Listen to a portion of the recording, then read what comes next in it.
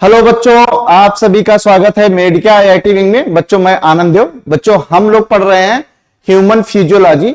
Human physiology में हम लोग जो है कई लेक्चर को कवर कर चुके हैं और आज का जो लेक्चर हम लोगों का है बच्चों वो है हम लोगों का digestion absorption of digested product.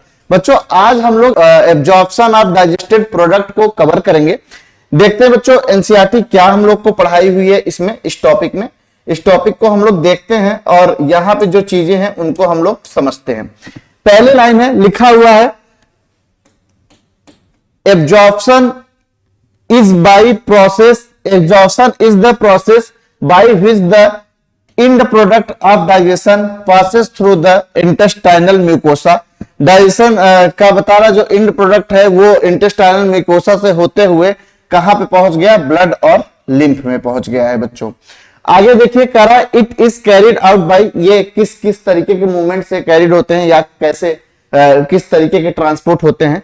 It is carried out by passive, active, facilitated transport mechanism. ये इन तीन तरीके के जो है मैकेनिज्म से काम करते हैं। पैसिव भी ट्रांसपोर्ट हो सकते हैं, एक्टिव भी ट्रांसपोर्ट हो सकते हैं और फैसिलिटेटेड ट्रांसपोर्ट भी देखने को मिलते हैं।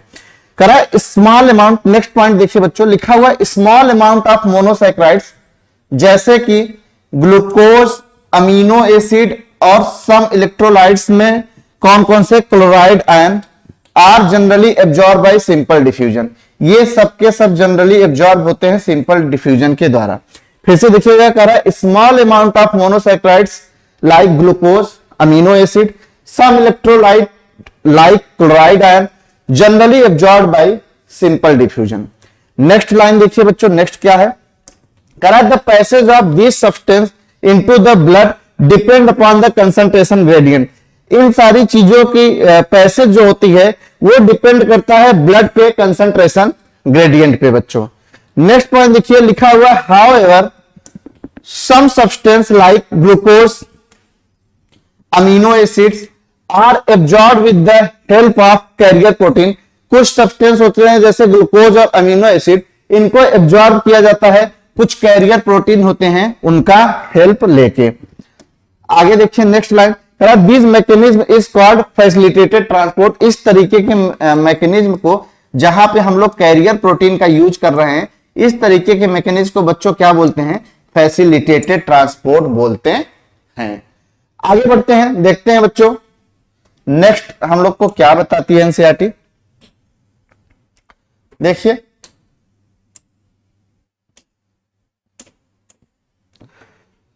लिखा हुआ है transport of water depend upon osmotic gradient. Water का ट्रांसपोर्ट डिपेंड करता है ऑस्मोटिक ग्रेडियंट कैसा है। आगे देखिए एक्टिव ट्रांसपोर्ट अगर against the concentration gradient. Active transport जो होता है वो कंसंट्रेशन ग्रेडियंट के अगेंस्ट काम करता है, हेंस रिक्वायर्ड एनर्जी, इसलिए इसको एनर्जी की जरूरत पड़ती है। नेक्स्ट लाइन देखिए बच्चों, लिखा हुआ वेरियस न्यूट्रिएंट्स जैसे अमीनो एसिड, मोनोसैकेराइड्स जैसे ग्लूकोज, इलेक्ट्रोलाइट्स, इलेक्ट्रोलाइट्स में भी कौन, सोडियम आयन, ये सबके सब एब्जॉर्ब होते हैं ब्लड में बाय दिस मैकेनिज्म। ये सबके सब इस मैकेनिज्म के द्वारा ब्लड में एब्जॉर्ब किए जाते हैं। आगे देखिए fatty acid and glycerol ring insoluble, जो फैटी एसिड होते हैं और ग्लिसरॉल होते हैं ये इनसॉल्युबल होते हैं, ये एब्जॉर्ब नहीं किए जाते हैं direct, can not be absorb into the blood, ये ब्लड में डायरेक्ट एब्जॉर्ब नहीं किए जाते हैं। तब इनका एब्जॉर्प्शन कैसे होता है बच्चों, देखिए लिखा हुआ है they are first incorporated into small droplets. इनको छोटे छोटे ड्रॉपलेट्स में तोड़ लिया जाता है जिसको हम लोग बच्चों बोलते हैं मिसेल्स। क्या बोलते हैं, मिसेल्स बोलते हैं। Which move into the intestinal mucosa, और ये इंटेस्टाइनल म्यूकोसा की तरफ मूव कर दिया जाता है। आगे देखिए दे आर रीफॉर्म, फिर से इनको रीफॉर्म कर दिया जाता है very small protein coated globules में, छोटे छोटे स्मॉल प्रोटीन कोटेड ग्लोब्यूल्स में, जिसको हम लोग बोलते हैं काइलोमैक्रॉन्स। काइलोमैक्रॉन्स क्या बोलते हैं, काइलोमैक्रॉन्स। ये काइलोमैक्रॉन्स को फिर ट्रांसपोर्टेड कर दिया जाता है हमारे कहा लिम्फ वेसल में, जो कि विलाई का जो लिम्फ वेसल होता है वहां ट्रांसपोर्ट कर दिया जाता है, यानी हमारे लैक्टियल के पास इनको ट्रांसपोर्ट कर दिया जाता है बच्चों।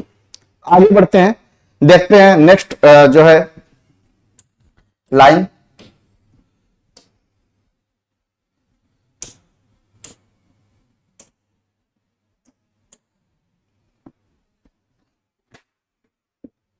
देखिए आगे लिखा हुआ these lymph vessel ultimately release the absorb substance into the blood stream. बाद में ये लिम्फ वेसल जो है रिलीज करते हैं एब्जॉर्ब सब्सटेंस को ब्लड स्ट्रीम में।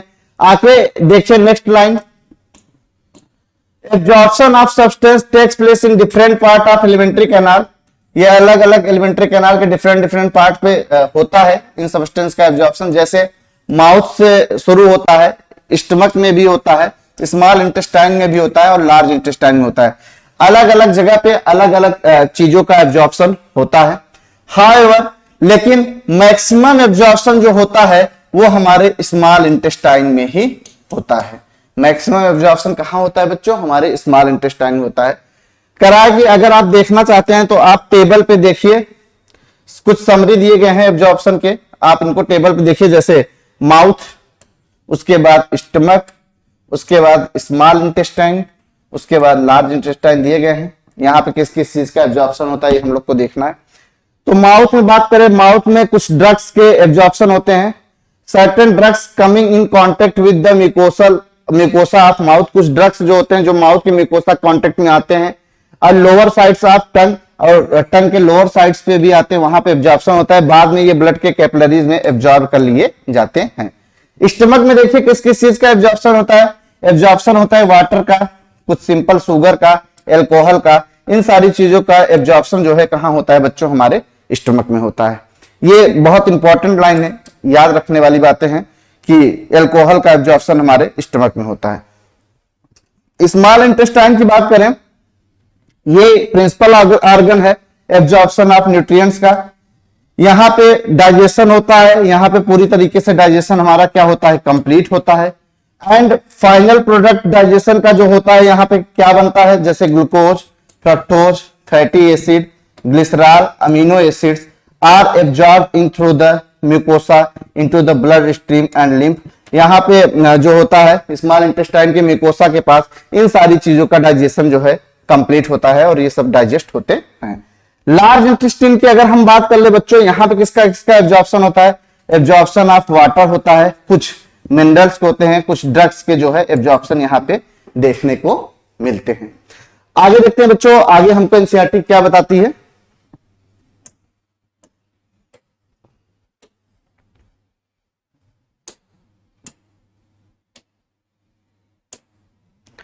देखिए लिखा हुआ है the absorb substance finally reach the tissue which utilize them for their activities. ये जो एब्जॉर्ब सब्सटेंस होते हैं फाइनली ये टिश्यू के पास पहुंच जाते हैं और टिश्यू इनका जो है यूज कर लेता है अपने फंक्शन में। आगे देखिए इस प्रोसेस को बोलते हैं एसिमिलेशन। क्या बोलते हैं बच्चों? एसिमिलेशन बोलते हैं। नेक्स्ट देखिए नेक्स्ट लाइन क्या बताती है। नेक्स्ट लाइन है the digestive waste solidified into coherent faeces in the rectum. ये जो डाइजेस्टिव वेस्ट है ये रेक्टम के पास पहुंच जाते हैं। इनिशिएट अ न्यूरल रिफ्लेक्स, और हमारे नर्व के पास मैसेज जाता है और बाद में इनको बाहर कर दिया जाता है, रिमूव कर दिया जाता है हमारे रेक्टम से, उससे रेक्टम से बाहर ये रिमूव कर दिया जाता है बच्चों। आगे देखिए द इजेशन, इस चीज को बोलते हैं egestion. The egestion of faeces to outside through the anal opening. करा कि जो इजेशन होता है एनल ओपनिंग के बाहर होता है, इसको हम लोग टर्म देते हैं डिफिकेशन। ये एक प्रकार का जो है वॉलंटरी प्रोसेस होता है, ये एक प्रकार का वॉलंटरी प्रोसेस होता है और ये कैरिड होता है किसके द्वारा? ये कैरिड होता है मास पेरिस्टाल्टिक मूवमेंट के द्वारा। किसके द्वारा कैरिड होता है? मास पेरिस्टाल्टिक मूवमेंट के द्वारा बच्चों ये कैरिड होता है। आज बच्चों हमारा ये टॉपिक कंप्लीट हो गया है। कल हम लोग एक नए टॉपिक के साथ आएंगे। अगर आपको हमारा ये वीडियो अच्छा लगा हो तो आप हमारे इस वीडियो को लाइक करिए, हमारे चैनल को सब्सक्राइब करिए और अपने फ्रेंड के पास शेयर करिए। और बच्चों जो भी प्रीवियस लेक्चर हो गए हैं उनके लिंक जो है दिए जाते हैं, लिंक आपको नीचे जो है वीडियो के नीचे मिलते हैं, तो आप उनको देख सकते हैं और आप एक एक टॉपिक को अच्छे से तैयार कर सकते हैं। Thank you.